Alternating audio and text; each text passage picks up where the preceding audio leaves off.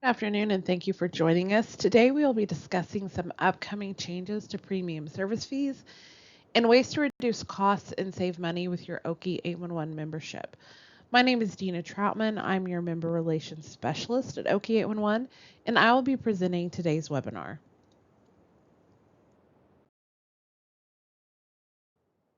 Again, let's go over a few housekeeping items. All attendees are in listen-only mode. You can use the Q&A option to ask questions, and we will be answering those at the end of the presentation.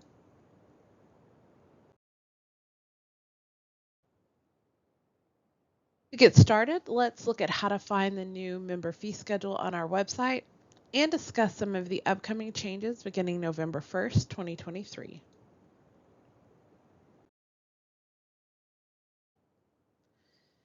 If you have not received the new 2024 fee schedule, or if you would like to review that fee schedule, it can be found on our website at oki811.org. Select Facility Operators, scroll down to Membership, and then select Fee Schedule.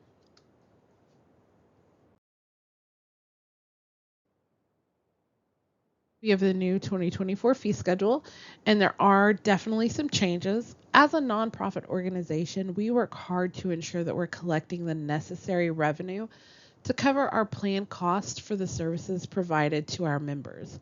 Knowing our services are provided to all members, our intent is to fairly distribute the cost of operations to the underground facility operator. So, in an effort to more fairly distribute the costs, the board has voted on significant modifications to how costs are billed out under that new member fee schedule. There are changes to the membership fees and premium service fees. We will be covering those changes and discussing ways to reduce your overall costs and save money with your Oki 811 membership.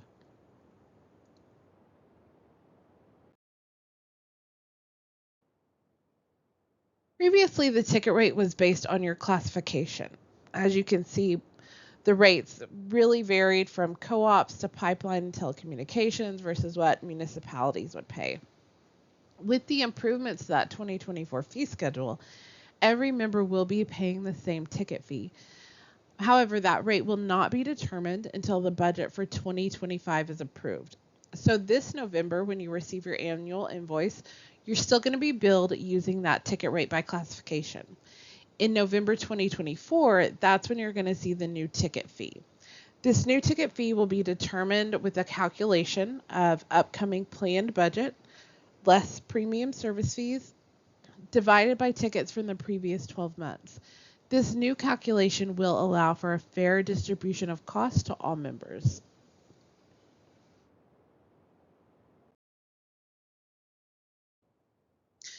And the number one way to reduce your costs and save money is to review your mapping and ensure you're receiving only the most relevant locate requests.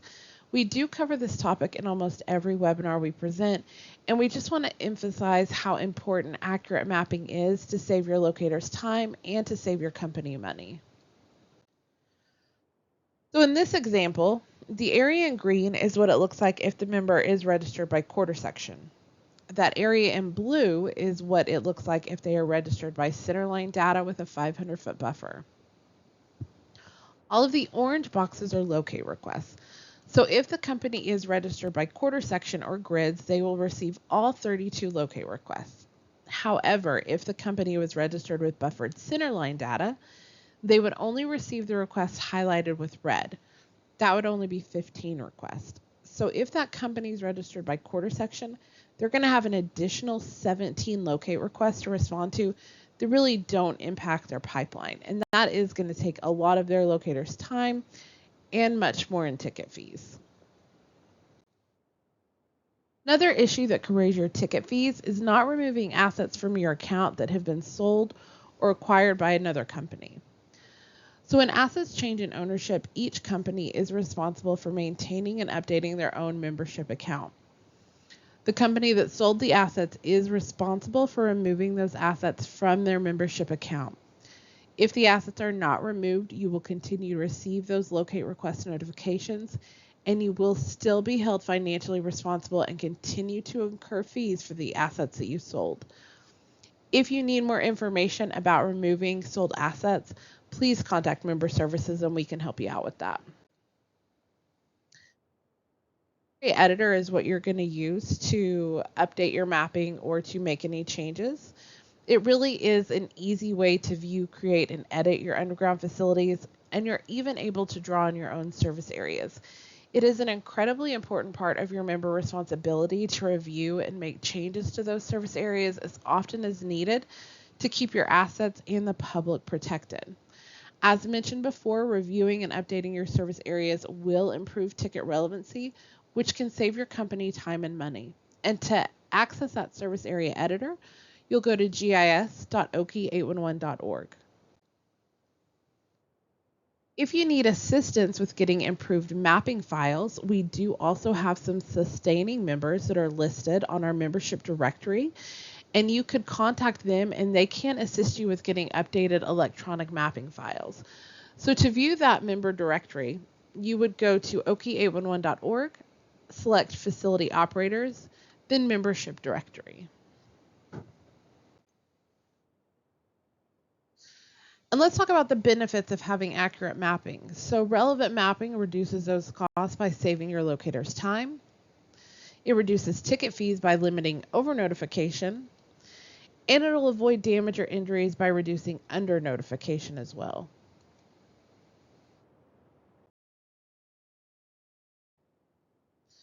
So as mentioned before, there are also changes to the premium service fees. Right now, let's discuss those changes for the premium service fees for additional outputs. So as most of you know, an output is each unique location where locate requests are transmitted. All of our members receive one primary output per dispatch at no charge as our basic service. An output maintenance fee is applied to each additional output set up under each dispatch as a premium service. So as you can see on the 2023 fee schedule, the current charge for outputs or additional outputs is that $120 maintenance fee per year per additional output. After November 1st, 2023, that will increase to $180 fee per year per additional output. So again, outputs are where we transmit locate requests, damage reports, and coming soon, the design survey requests. When looking at outputs, you can choose from multiple transmission methods such as email, fax, text messages, FTP, secure FTP, automated calls, and manual voice calls. Additional outputs can be created to help manage the different types of notifications so you can ensure they're being sent to the correct personnel. Any additional output will incur the additional output fee. Information on file must be accurate so we can notify members as quickly and efficiently as possible. The best place to manage your outputs is going to be the Oki 811 portal. So in that Oki 811 portal, you will go to dig.oki811.org and select membership info. That's where you can view your outputs. And when you're setting up your outputs, you want to keep in mind that you receive that one primary output at no cost. So on this dispatch, you can see that they have the primary output. They also have an emergency short notice output and a text output. So the emergency short notice output and the text output both incur that additional fee. Starting November 1st, that additional fee will be $180 per year, and that would add a total of $360 per year to their invoice just for additional outputs. You also want to keep in mind that some outputs come with extra cost in addition to that additional output fee. Those would be outputs like fax outputs, manual voice, or time blocks. It's important to review your output setup and determine what your organization needs so you can set up your membership to be cost effective. And if you wish to make changes to your outputs, you'll go to dig.oki811.org and select membership info. Then you'll select update information. And this is going to take you to our dispatch update form where you can update that information.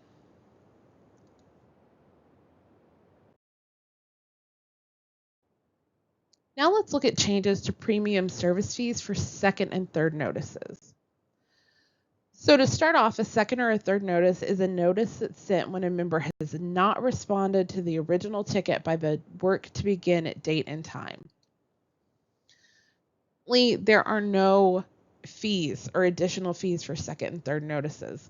You would just pay your normal ticket fee. Beginning November 1st, these repeat notices will have increased costs. So it's going to be more important than ever to respond to the portal and ensure that you're not receiving these repeat notices. The cost for each second notice will be an additional $2 per notice, and the cost for each third notice will be an additional $3 per notice. So one of the first ways, again, to prevent those repeat notices is to update your mapping. So the first step, again, is to check your mapping in the service area editor. You log into the service area editor with the same username and password you used for the Oki 811 portal.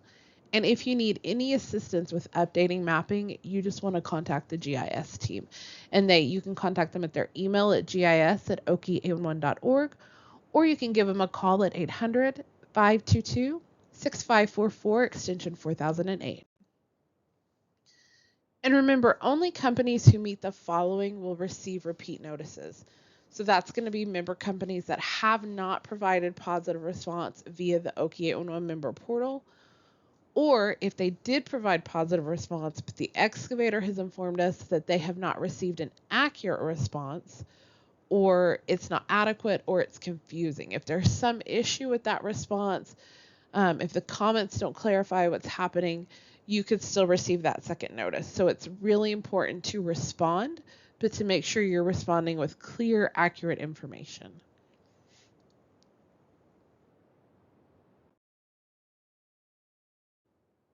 So let's discuss how to save your company money with positive response. So positive response can reduce costs by providing on-time, accurate responses through the Oki 811 portal. So it's important to respond to every locate request through the portal before the work to begin date and time. And that is required by Oklahoma law. You want to include comments that support the response chosen. Confusing comments can result in second or third notices. Comments are required for all positive response codes except site marked, clear, and ticket type extend. So if you are clearing a ticket, just as an example, you don't have to leave a comment. But if you have signage in the area that can make that clear response confusing, it would be a good idea to leave a comment that you are clear, even though the signage is in the area, you're a certain distance away, or just something to clarify that for the excavator so there's no confusion about your response. You can also review that locate request in the portal to view the map of the proposed excavation area before heading out to the site. This may save your company time and money because if you can review that in the portal before heading out, it may save you time from even having to go out to the site. Consider using that ticket type extend response when it's applicable.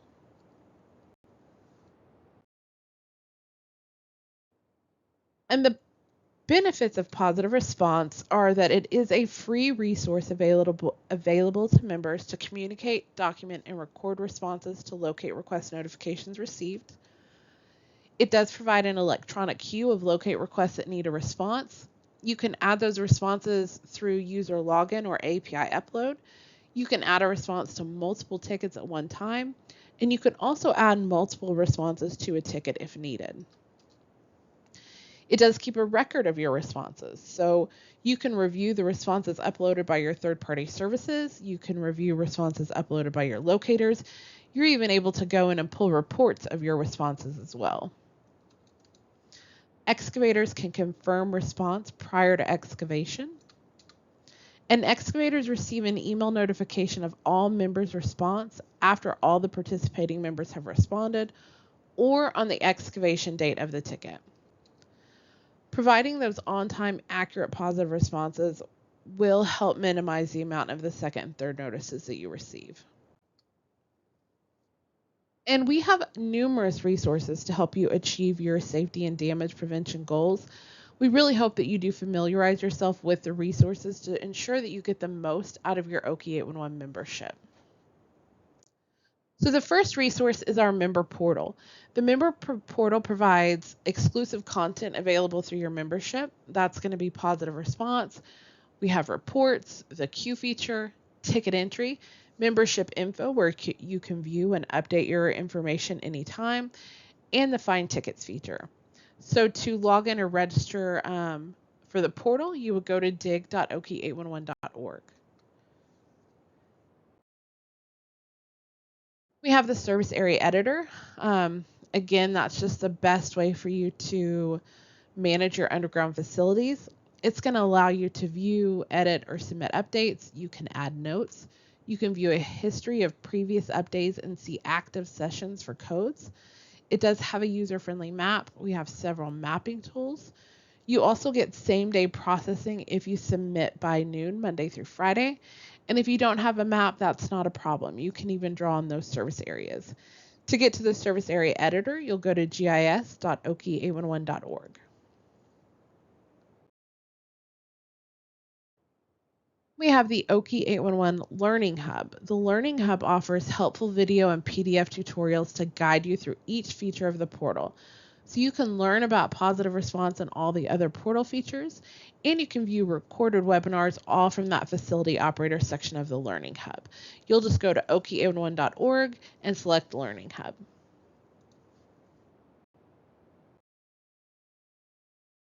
We have membership announcements. Here you'll be able to access the latest announcements to stay informed of significant events, programs, and information.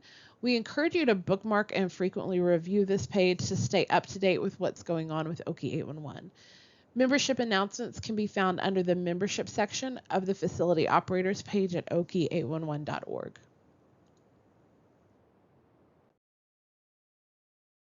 And we have our membership FAQs. So to visit the FAQs, you'll go to oki811.org/FAQs, and this will give you answers to your most asked questions about really a wide variety of member-related issues. And we did discuss the membership directory earlier. This just provides a list of the Oki 811 members according to their classification. And again, this directory can be used to find sustaining members who could assist with mapping or any other kind of safety need, as they are damage prevention partners. Okay, so if you have any questions, you can submit them now using the Q&A feature. But before we get to the questions, let's cover a few highlights.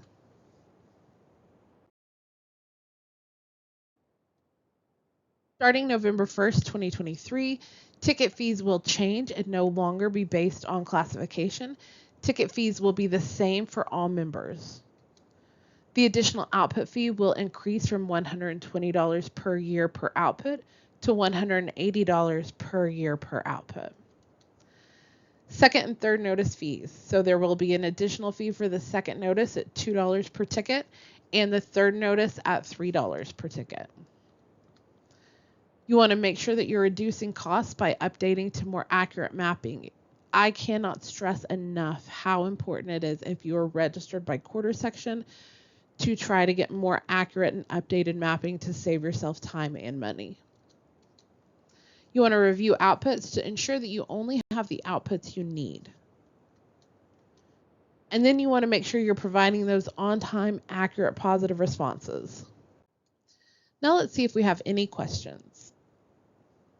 It doesn't look like we had any questions submitted today, but as always, if you think of any questions or have suggestions for future webinar topics, contact our Education and Outreach Department at education@oki811.org. To register for future webinars or watch a recorded webinar, go to oki811.org/education events. If you have any questions regarding your membership or anything discussed in today's webinar, please contact us at memberservices@oki811.org or give us a call at 800-522-6544 extension 4003. If you have any questions regarding the service area editor or mapping, please contact our GIS team at gis@oki811.org or by giving them a call at 800-522-6544 extension 4008. You are going to receive an email once the webinar is available. It will have a link for a brief survey. Please provide any feedback that you have. If you missed that survey and you have any feedback, please feel free to email that to us. We really do rely on your feedback to help us improve our presentations and make sure that we're providing you with the information that you would like to see. As always, thank you so much for joining us, and we hope you have a wonderful day.